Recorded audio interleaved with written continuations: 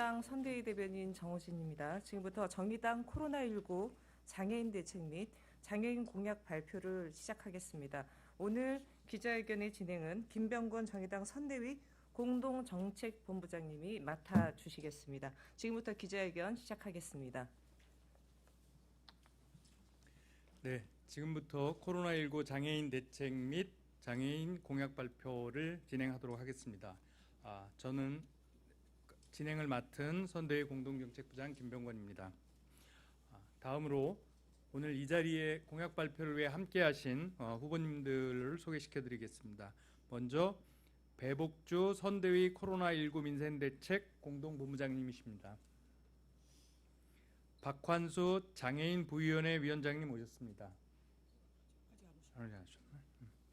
김지수 서울 중랑갑 정의당 후보님이십니다.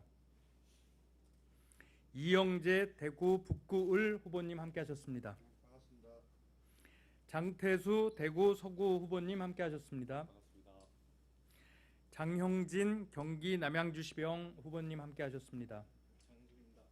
예, 그리고 오늘 특별히 윤종술 전국 장애인 부모연대 회장님 함께하셨습니다. 예, 다음으로 배복주 선대위 코로나19 민생대책 공동본부장님의 모두 발언을 청해 듣겠습니다.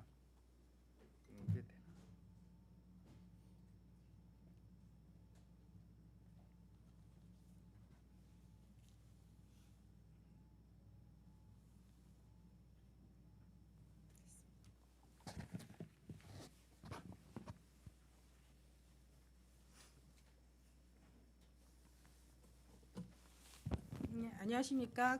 정의당 코로나19 위기 극복 민생 119센터 공동본부장이며 비례대표 후보 배복주입니다. 오늘 정의당은 장애인과 그 가족의 권리 보장을 위한 정책 공약을 발표합니다. 하지만 국민 여러분 앞에 내놓은 약속들이 더욱 무겁게 느껴지는 것은 바로 코로나19 사태로 장애인과 그 가족의 삶이 얼마나 불평등한지 확인되었기 때문입니다. 장애인에 대한 국가 지원과 정책이 OECD 평균 4분의 1에 불과한 상황에서 그나마 있는 제도도 코로나19 사태로 유명무실했습니다. 제도의 공백과 허점은 더욱 여실히 드러났습니다. 활동 지원사가 확진 판정을 받아 자가 격리된 중증 장애인은 고통 속에서 홀로 몸부림칠 수밖에 없었습니다.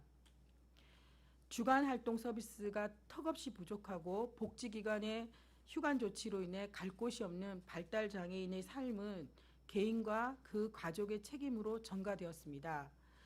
인권의 사각지대인 집단적 거주시설과 정신병원의 재난 상황을 통해 얼마나 지역사회와 분리되어 있고 취약한지 알 수 있었습니다. 우리 사회의 시대 정신은 인권입니다. 인권이어야 합니다. 코로나19 사태로 드러나고 있는 민생 문제와 불평등이 바로 우리 사회의 구조적인 문제라는 것을 이야기해야 합니다. 장애인에 대한 차별과 불평등은 장애인의 문제만이 아니라 우리 사회 모두의 문제입니다. 말뿐인 사회 통합이 아니라 지역사회 중심의 제도와 정책으로 장애인과 그 가족의 인간다운 삶을 보장해야 합니다. 집단적 시설이 아니라 지역사회에서 교육, 노동, 이동과 주거, 건강과 안전에 대한 권리가 보장되어야 합니다. 장애 여성과 중증, 중복 발달 장애인에 대한 섬세한 정책들이 수립되어야 합니다. 지난 17일 제주도 서귀포시 남원읍에서 발달 장애가 있는 고등학생과 그 어머니가 숨진 채 발견되었습니다. 오늘 이 자리에서 발달 장애인의 가족을 대표해서 윤종술 대표님이 사례의 증언과 대책 마련 촉구의 말씀을 해주실 예정입니다. 고인이 되신 발달 장애인과 그 어머니의 명복을 빕니다.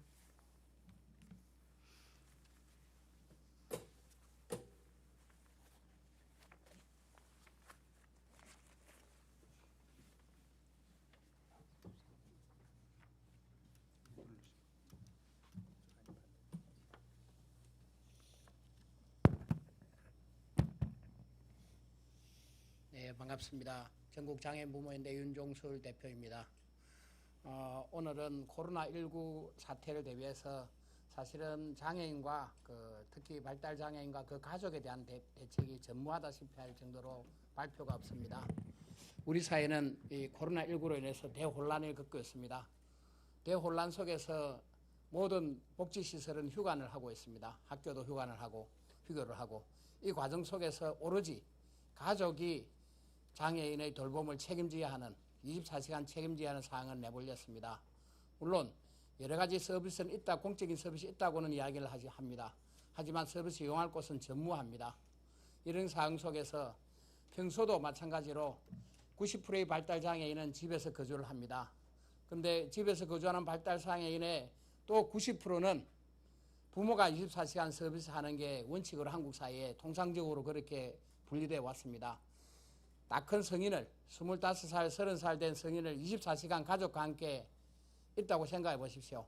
평생을 지옥일 겁니다. 지옥사회 사는 한국 사회가 또 다른 코로나라는 지옥을 맞았습니다. 중복된 지옥사회에서 장애인 가족은 곳곳에 잃어가고 있습니다. 가족이 아니면 당사자가 아니면 활동보조인이 코로나 의심증상과 격리사항이 발생하면 결국은 서비스를 부지할 수밖에 없습니다. 혼자서 방치할 수밖에 없고요. 이걸 겪다 못한 제주도에서 자녀와 어머님이 죽음으로 이렇게 싸늘하게 우리 곁으로 다가왔습니다. 있을 수 없는 상황이 빈번히 발생하고 있습니다. 저희는 계속해서 대책을 요구하는 정부에다가 성명서도 발표하고 논평도 발표하고 요구안도 전달하고 있습니다. 하지만 아직 정부에서는 휴관과 복지시설의 휴관과 또 학교의 휴교에 인한 대책을 발표하지 않고 있습니다. 이에 대한 대책을 조만간 하루 속히 발표해서 실제로 장애인 가족도 지역사회에서 함께 이 코로나19를 극복할 수 있도록 대책 수립을 촉구하는 바입니다. 그리고 이런 감염 사태가 비일비재하게 발생하면 앞으로 매뉴얼도 필요합니다. 이 장애인과 그 가족에 대한 세부적인 매뉴얼을 만들어서 이후에 이런 사태에 빠르게 대응할 수 있도록 정부의 대책을 촉구하는 바입니다. 그렇게 해서 장애인 가족의 가슴을 달래주시고 함께 국민으로 떳떳하게 같이 살 수 있는 그날을 기대해 봅니다. 고맙습니다.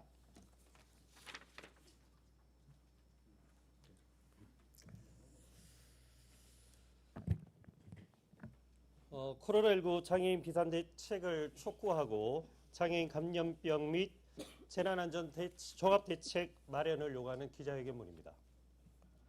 코로나19 감염 우려로 인해 긴급 돌봄 서비스조차 이용하기 어려웠던 발달장애 학생과 어머니가 목숨을 끊는 일이 제주에서 발생했습니다.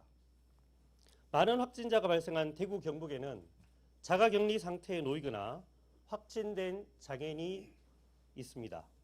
반면 코로나19에 대응한 장애인 관련 지침이나 매뉴얼은 제대로 마련되어 있지 않습니다.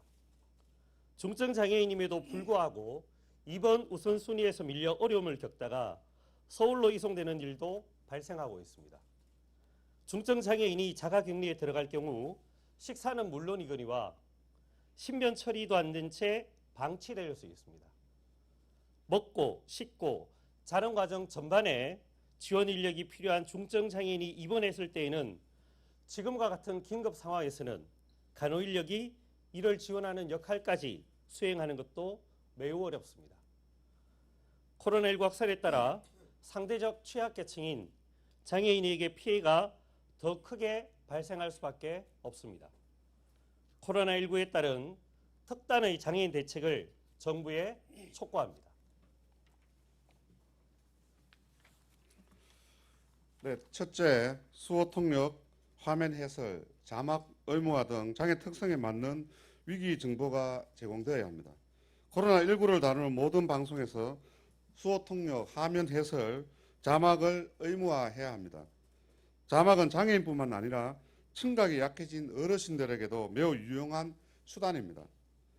발달 장애인, 외국인 등을 위해 쉬운 언어와 그림 등을 사용해 정보를 안내해 주는데 대책도 필요합니다. 보건소, 선별진료소, 생활치료센터 내 수어 통역이나 문자 통역 시스템도 역시 마련해야 합니다. 둘째, 장애인 자가격리자 및 확진자에 대한 긴급한 대책이 필요합니다. 장애인 활동 지원사에게는 감염 예방 교육을 철저히 시키고 안전 장비와 위험 수당을 지급해야 합니다. 장애인 자가 격리자에게는 장애 특성에 맞게 적절한 보급품이 지급돼야 합니다. 중증 장애인 확진자의 경우 증상의 정도와 상관없이 최우선 입원 조치를 해야 하며 의료 인력이 제대로 활용할 수 있는 매뉴얼도 만들어 전국에 보급해야 합니다. 셋째, 장애 학생과 가족에 대한 비상한 돌봄 대책이 마련되어야 합니다. 발달 장애인의 경우 감염 우려로 인해 학교에서 진행하는 집단적인 긴급 돌봄 서비스를 이용하기 어렵습니다. 사회적 소통이 어렵기 때문에 확진되었을 경우 부모와 떨어져 병원에 입원하는 것이 문제가 됩니다. 부모가 자가 격리되거나 확진되었을 경우에도 마찬가지입니다. 정부는 발달 장애인과 가족에 대한 현황을 우선 파악하고 코로나19에 대응한 지원 체계를 신속히 마련할 것을 촉구합니다.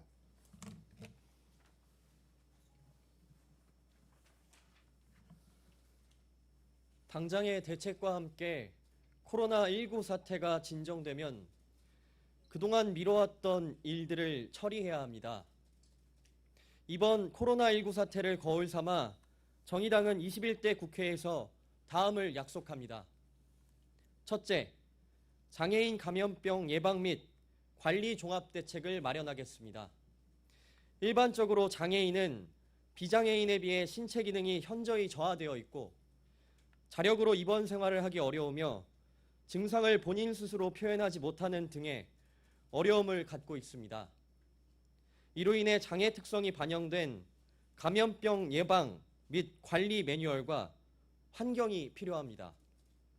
정의당은 감염병의 예방 및 관리에 관한 법률을 개정해 위기 발생 시 장애인 정보 전달 방안, 활동지원사 감염병 대응 교육 의무화, 장애인 대처 방법 교육, 장애 특성에 적합한 구호물품 지급, 장애인의 특성을 고려한 환자 이송 방법 등 이를 포함해 종합적인 감염병 예방 및 관리 계획을 마련하겠습니다. 둘째, 장애인 재난안전 종합대책도 마련하겠습니다. 메르스, 지진 등 국가적 재난 상황을 겪으면서 안전 취약계층인 어린이, 노인, 장애인 등에 대한 대책 마련이 요구되고 있습니다. 2017년과 2018년 정부는 장애인 재난안전대책을 마련한다고 했으나 현재까지 일반적인 수준의 예방대책에 불과하고 장애 유형에 따른 재난대책은 없는 상황입니다. 정의당은 재난 및 안전관리 기본법, 이를 개정해 재난안전 취약계층에 대한 예방 및 관리 체계 전반을 강화하겠습니다. 특히 재난 유형에 따른 장애 유형, 장애 정도, 가구 특성 등을 반영해 장애인 재난안전 종합계획을 마련하겠습니다.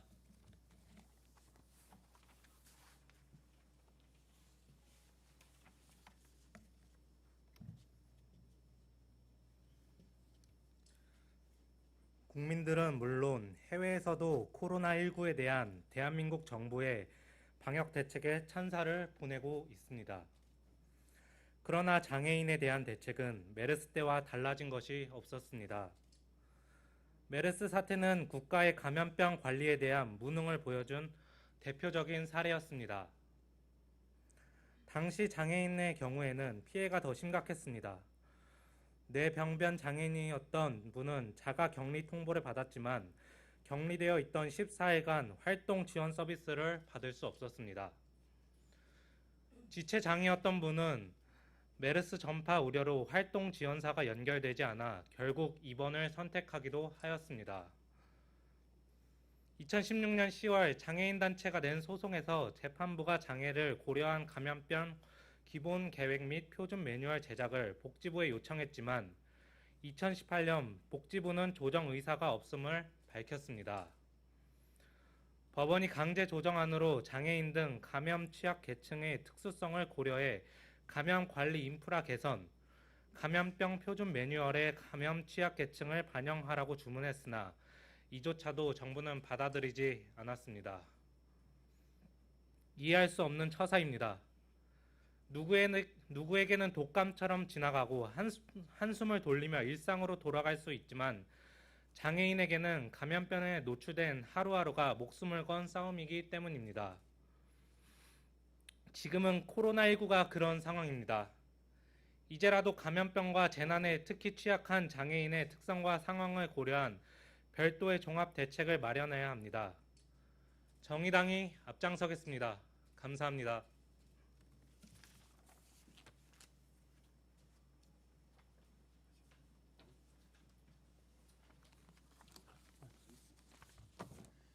네, 이상으로 코로나19 장애인 대책 관련 공약 발표를 모두 마치도록 하겠습니다. 감사합니다.